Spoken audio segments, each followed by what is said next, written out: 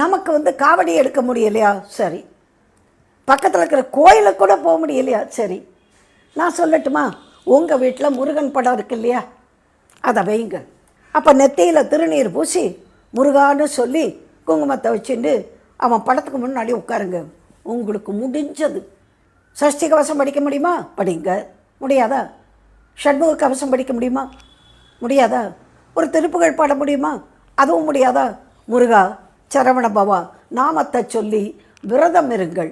மதியத்தில் அவனுக்கு எது பிடிக்கும்? ஒரு பாயசம் அல்லது ஒரு பழம் அல்லது ஒரு பஞ்சாமிர்தம், ஒன்றுமே இல்லைம்மா.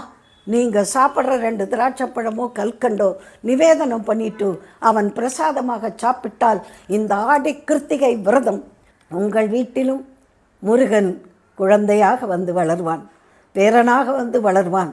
உங்கள் குடும்பம் தழைக்கும்.